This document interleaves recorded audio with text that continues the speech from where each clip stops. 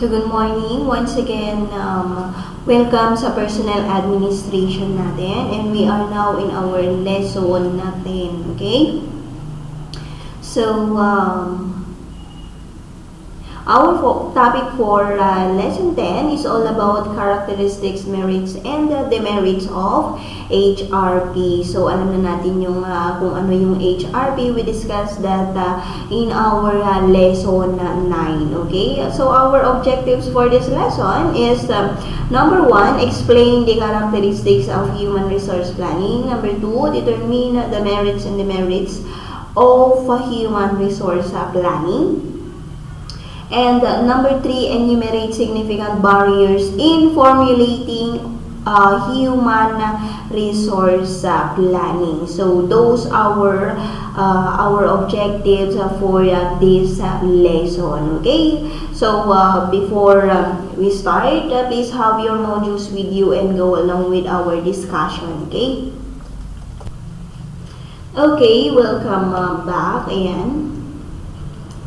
Let's start discussing what are the characteristics of the HRP or Human Resource Planning. So, number 1, we have here the HRP is a forward-looking or a future-oriented. So, bakit sinabing future-oriented? Kasi magpaplano ka nga, di ba? Human Resource Planning. So, ipaplano mo kung ilan ba yung kakailanganin mong personnel o kung ano ba yung job na yun, di ba? So, it is a future-oriented.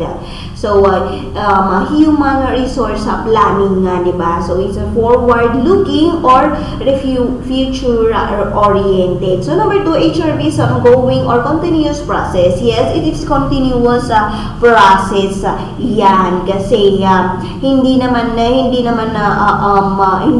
dun lang yung doon lang sa pagpaplano, di ba? Di pagpaplano ng human resources o yung kakailanganin nila, di ba? Siyempre, kapag may magre-retire, may mata-terminate, di ba? It is a continuous process yan. So, nasabi nga natin, it is a plan. Yan, planning yan, human resource planning. That is why it is an ongoing process or continuous process yan. So, wala yung ending, okay? So, number 3, HRP is an integrated part of corporate planning. Ayan, syempre, kasali yan sa corporate planning, di ba? So, kasi it involves the human resources. That is the yung pinakamahalagang resources sa isang organization. It is the human, it involves the human resources. That is why it is an integrate yan sa corporate planning. So kasali yan sa corporate planning. Okay? Number 4, the basic purpose of HRP is to make optimum utilization of an organization, current and future HR. Ayan. So, hindi yan mawawala. So, yung na-discuss natin noong sa lesson 9 natin that human resources, yung isang objectives nun is the utilize the optimum utilization of human resources. Ayan, yung purpose ng HRP is to make optimum utilization of organizations current and future HR. That is why may tinatawag tayong HRP. So yun nga yung purpose niya, para ma-utilize natin kung ano yung meron sa isang organization when it comes to human resources. Okay? Number 5 is HRP has both qualitative and quantitative aspects. So meaning, when we say qualitative, it is the number of the employees, kung ilan ba yung kakailanganin mong empleyado, and ilan ba yung kakailanganin mo dun sa certain job na yan. Ayan. When we say quantitative, syempre, ano ba yung qualifications on that particular job, di ba? Ano ba yung mga qualifications niya? Okay? So, that is the qualitative and the quantitative aspects of the HRP. Okay? HRP is primary responsibility of management. Siyempre, karaman yan sa management because they are considered, siyempre, they are hiring employees kasi, di ba? Nagpaplano sila sa regarding human resources. That is why responsibility sila ng management, di ba? Okay? Number 7, HRP can be long-term or short-term. Ayan, magdi-discuss natin yan mamaya. Kung bakit sinabing short-term, kung bakit sinabing long-term. So, these are the characteristics of the HRP or the human resource planning. Okay? Now let's go to the merits of the HRP. So let's start discussing number 1, personnel requirement. So when we say merits, ayan yung parang advantages niya ng isang advantage ng human resource planning. Okay? Let's discuss number 1, personnel requirement. So HRP helps the management to anticipate personnel shortages. Ayan. Shortages and surpluses and develop ways to avoid or correct HR problems before they become serious. Ayan, kapag ina-anticipate nila o parang magkakaroon tayo ng shortages of this position or personal shortages of this position. Yun yung syempre sasabihin ng HRP yan. So, alam na niya, na-anticipate na niya. Okay? Excuse me. And number 2, recruitment and selection. Ayan. A proper forecasting of personnel requirements enable the organization to determine, ayan, a proper sources of recruitment. Ayan. Kapag, syempre, nag-forecast ka na ng kakailanganin mong tao, ayan, makakapaghanda ka kung ano ba yung proseso ng recruitment and selection mo. So, ano ba, what are the qualifications? Ayan. Makakapagbigay ka na ng announcement, ayan, kung paano yung recruitment, ayan, so that is, yan, the organization can also adopt a proper selection procedure depending upon the, ayan, pwede ding makapaghanda sila dun sa about sa selection ay kung paano ba yung proper selection procedure nila, okay? Upon the needs of that job, okay? Makakapaghanda po sila, okay? Number 3 is placement of personnel.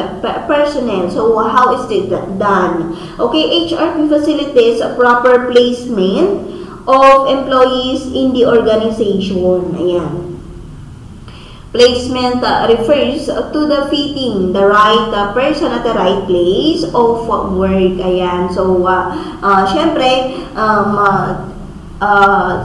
sa pagkakaroon ng HRP, malalaman natin yan kung qualified ba or fit ba yung isang empleyado or personnel na na-hire mo, di ba? At the right time and at the right place of work, di ba? Okay, so that is also the merits of the HRP. And sabi dito, proper placement brings job satisfaction to the employees and enhances employee efficiency. Okay? Siyempre, proper placement. Ayan, nilagay mo yung tamang tao sa tamang posisyon and sa tamang lugar at sa tamang trabaho. Ayan. Okay, syempre magkakaroon siya ng job satisfaction and of course, employee efficiency. So, employee effectiveness and efficiency and therefore, magkakaroon ng performance, magandang performance. Okay? Number 4 is we have also the performance appraisal. So, when we say performance appraisal, HRP assists in the performance appraisal of the employees in the organization at its help in the identification of strengths and the weaknesses. Ayan, strength and weaknesses of the employees in relation to their job. Ayan, syempre kapag palagi nating sinasabi yan about sa performance appraisal that if a certain employee did his or her job properly and with efficiency, then syempre i-recognize mo naman, i-appraise mo naman yung performance niya. To uplift this is moral, ayan, para ma-motivate din siya. And of course, by this performance appraisal, na-identify din natin yung strengths and weaknesses of the employees in relation to their jobs. And kapag may na-identify na natin yung strength na i-improve pa natin na i-improve, i-enhance pa natin na i-enhance. Then kapag na-identify naman natin yung weaknesses natin, niya, then doon tayo mag-focus, di ba? Kung dito pala siya mahina, so dito ko siya tutulungan. So ganun yun, okay? Number 5 is we have the promotion. So when we say promotions, HRP ensures right promotion of the employees. Ayan, syempre naman, alangan naman na magpo-promote ka na hindi naman qualified dun sa trabaho niya or hindi naman siya qualified dun sa position. Alangan naman na ipo-promote mo siya not because, just because sinabi ng anak siya ng kumpare mo, kaibigan siya ng anak mo, di ba? Pero mo siya, kakailanganin mo kasi siya sa eleksyon, di ba? So, hindi, that's the, hindi dapat yun, gano'n, di ba? Promote mo siya kasi favorite mo siya, so hindi yun pwede, di ba? Mag-promote ka ng employee dahil he deserve it or she deserve it, di ba? Kasi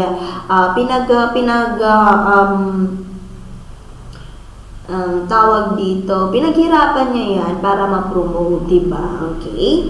So, HRP ensures right promotion of the employees in the organization by identifying the employees who deserve higher position, power, and pay, of course. So yun naman yung advantages ng HRP. Okay? Number 6 is we have the training. Ayan, when we say training, HRP identifies the training needs of the personnel. Ayan, palagi natin sinasabi yan that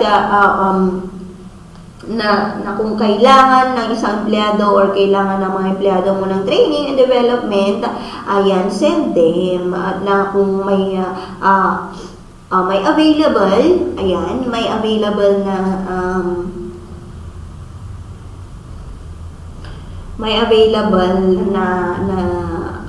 free, ayan, free webinar, free training and seminars in order to develop the skills of your employees. Send them, ayan, do not hesitate to send them kasi para din naman yan sa company and para ma-enhance din naman nila yung mga skills nila regarding that certain job, okay, or certain work, okay. So, if the personnel lack of knowledge and skills, the necessary arrangement can be made by the organization to provide, ayan, appropriate training. Siyempre, dapat appropriate training. Alam naman na isasend mo yung isang empleyado mo sa hindi naman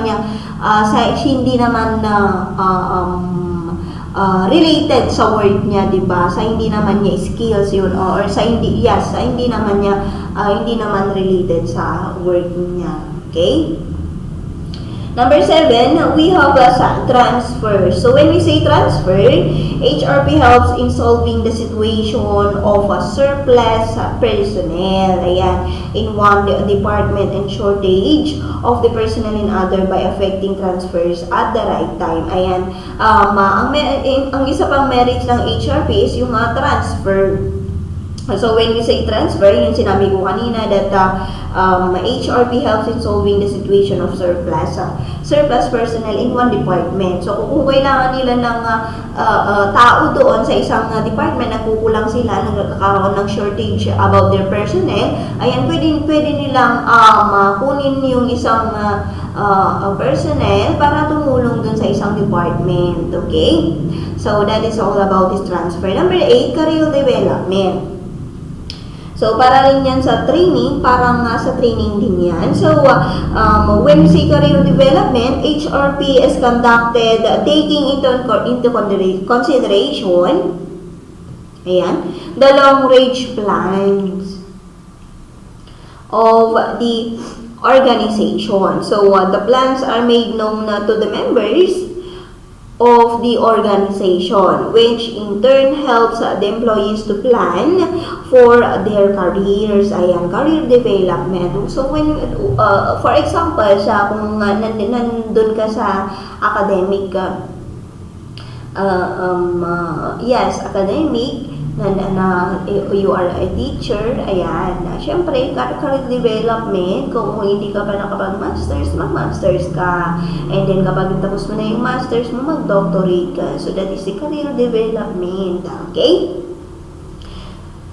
The plans are made to the members of the organization, which in turn helps the employees to plan for their careers. Ayan, once they come to know the qualifications and qualities which the organization requires of them to implement the long-range plan. Okay? So, ano ba yung magandang epekto kapag na may career development ka, 'di ba? Promotions, 'di ba? Mas malaking sahod, 'di ba? Mas secure yung position mo, 'di ba? So, that is the importance of career development. Okay? Number 9, we have also the organizational development. So, when we say organizational development, ayan, takes place when there are better results in the form of higher productivity or efficiency. So, organizational development, kapag marami yung productivity mo, ayan, and efficient ka sa trabaho, and efficient yung mga empleyado, di ba? Then, magkakaroon ng organizational development, okay? HRP avoids surplus or shortage of personnel in the organization. Siyempre, yun naman yung ina-avoid natin. Yung magkaroon tayo ng shortage of personnel, na hindi na natin kakayanin yung trabaho na yun because we are lacking in the human resources. In our human resources. That is why meron tayong tinatawag ni HRP na magpaplano, mag-forecast, ayan, na masasabi kung kakailanganin na ng isang organization, ang kakailanganin ng isang organization na mag-hire ng mga empleyado para sa kanilang company, okay? So, HRP avoids surplus or shortage of personnel in the organization. So, the organization which the right number of qualified and able personnel can easily avoid or overcome the problems of low productivity, absenteeism, interdepartmental conflicts, and resistance to change. Okay? Para ma-avoid daw nila yung nagkakaroon na tayo dapat magkaroon tayo ng organizational development para ma-avoid natin yung low productivity. Of course, yung absenteeism natin, interdepartmental conflicts, ayan, nagkakaroon tayo ng conflicts, resistance to change, and etc. Ayan, so dapat we are not, hindi tayo resistance to change. So, kapag may change na yan, for the better of the organization, we must adapt it. Kung best practices naman yan, why not adapt it? Okay? Palagi natin sinasabi yan, palagi nung naririnig sa akin yan, kung best practices, adapt para sa ikabubuti ng organization or para sa ikabubuti ng company na kinabibilangan mo. And lastly, we have the motivation of personnel. So, that is one also of the merits of the HRP. So, ano ba yung ibig sabihin ng motivation of personnel? So, when we say motivation of personnel, HRP is concerned not only with the identification of personnel in terms of quality and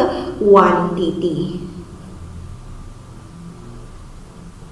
but also with the improvement and motivation of human resources by assigning to them the jobs that are commensurate with their qualifications and skills set. Okay?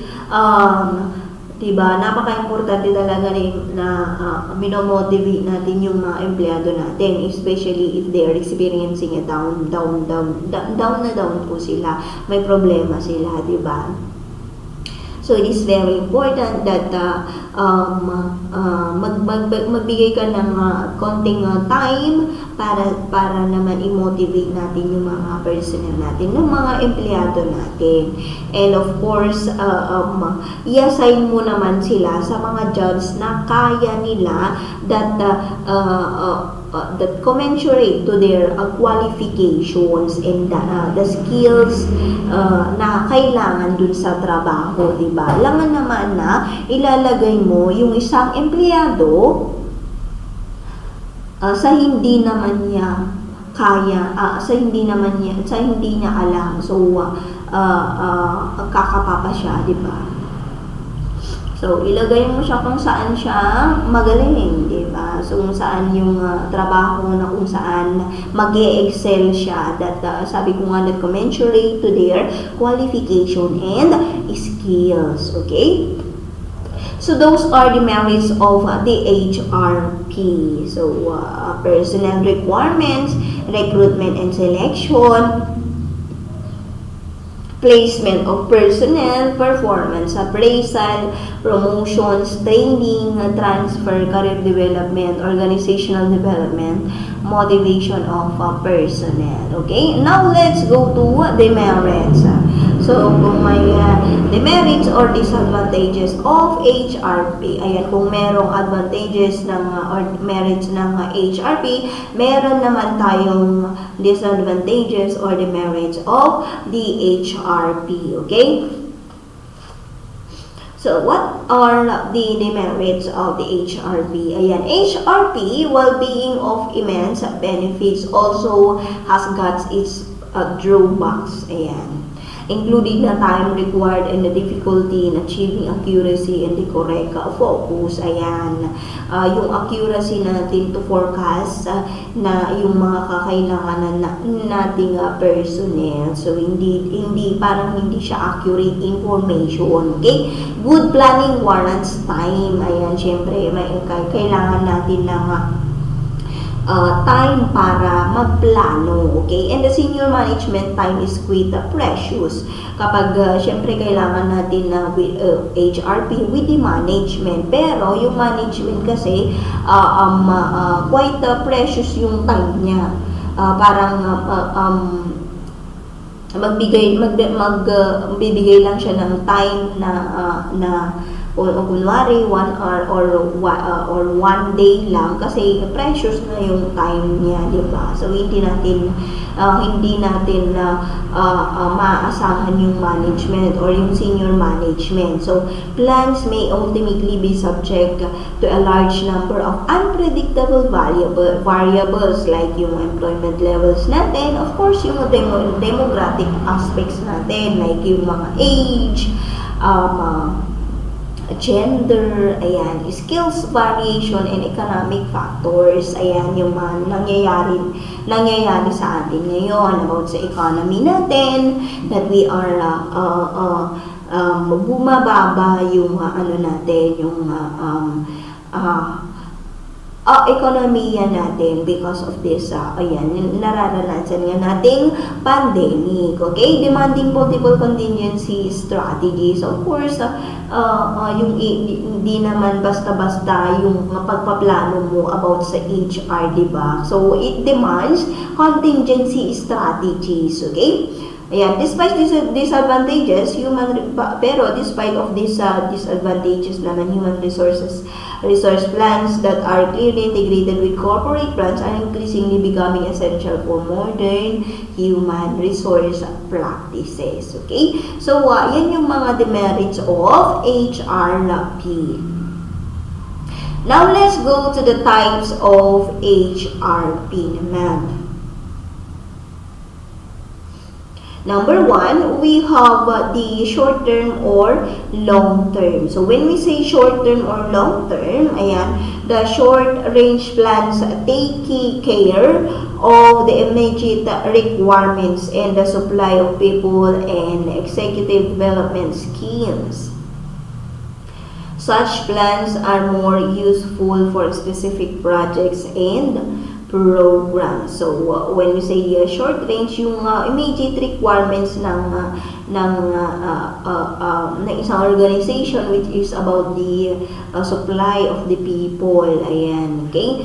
When we say long range plan, ayan, reveal management thinking for the next 3 to 5 years or even more, okay? It may be based on the expected change in the corporate structure, yan, business environment, the personal policies, and the demand and supply of qualified people. Okay, so yun yung long-term plan niya. Okay, the long-term plans aim at developing controls for future change. Ayan, pag shortage kasi yung immediate requirements lang ng supply of people. So when we say long-term plan naman, ayan, aims at developing for future change. Ayan, it also prepares executive to adjust gradually and painlessly with the changing environment in the course of action, and thus avoids the resistance to change. Okay? So that is all about the short term and the long term. And let's go to the formal and informal. So when we say formal, ayan, a formal plan, ayan, is which comes into effect in the form of a plan document. Ayan, a plan document, a management decision, statement, charge, charge siya, nakagraphs pa siya. Ayan, pag informal naman, an informal plan exists only in the minds of the managers. Ayan, yung ideas lang nila. So, it may came out in the shapes of ideas, ayan, and suggestions, and sometimes even in action without the formal declaration earlier. So, the succession plans for the top-level personnel are usually not included in the formal plan. So, kapag informal plans, yung lumabas lang sa isipan nila, and nagkaroon na ng ideas and suggestions. So, that is informal. Kapag naka-formal plan naman, naka-documents yan. Okay? Now, let's go to the comprehensive or specific. So, when we say comprehensive plan, deals with all aspects of forecasting, requirements, training and development programs, recruitment, replacement and succession plans for the organization as a whole. Ayan, kapag specific naman, may deal with a limited aspects or a problem lang siya. Okay? Next is the single choice or the multiple choice. Ayan, pag single choice plans permit little or no deviation from the procedures laid down, while the multiple choice plan provide for a series of decision points with alternatives. Okay?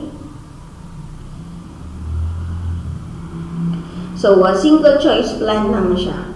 No deviations. Pag multiple naman, enable managers to decide about the strategy in accordance with the circumstances, as is common, for instance, in the game of chess. Ayan, multiple plans lang. So, that is the difference between the single choice and the multiple choice. So, these are the types of DHRP. Okay? Now, let's go to the barriers to HRP. Nag-enumerate lang ako dito sa sa lecture natin, sa PowerPoint natin, pero meron naka-specify lahat at dito sa module ninyo. Okay? So, number 1, inaccurate information. So, yun naman yung pumipigil sa human resources planning that nagawin yung yung trabaho nila, because nagkakaroon ng inaccurate forecast. Okay? Number 2, lack of top management support. Yun nga yung sinabi natin kanina about sa demerits of HRP, na kulang yung support ng top management in order to para mabigyan pansin yung trabaho ng HRP. Okay? Number 3 is employee resistance. Ano ba yung bakit ba nagkakaroon ng employee resistance, di ba? Ayaw nila ng pagpaplano, ayaw nila ng planning about the human resources. Improper training, ayan. Siyempre yung hindi tama yung hindi appropriate yung training na pinupuntahan nila, okay?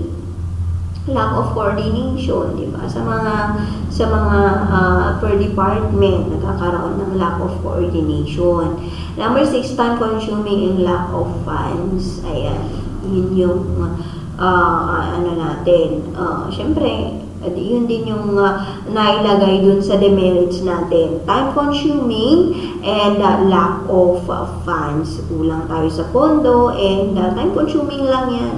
So yun yung mga barriers to HRP, okay? Okay, I think we nag-last na tayo sa topic natin and we will go to your requirements. Okay, sa requirements ninyo, ayan, activity 1, direction, identify nyo lang naman yung identify the following. Ayan, 1 to 10 yan. And we have also the activity 2, read thoroughly the case and answer the questions as follows in 10 to 15 sentences. So, 10 points each yan. Ayan, ito yung question. Okay. So, these are your activities for lesson 10 sa personal administration. So, if you have any questions regarding the topic or the requirements, mag-message lang kayo sa akin sa messenger ko. Do not hesitate to message me, okay? Or PM, yes, message kayo sa akin. And this ends our lecture, our video lecture, and I hope that you learned something today and have a good day. Ingat palagi, okay?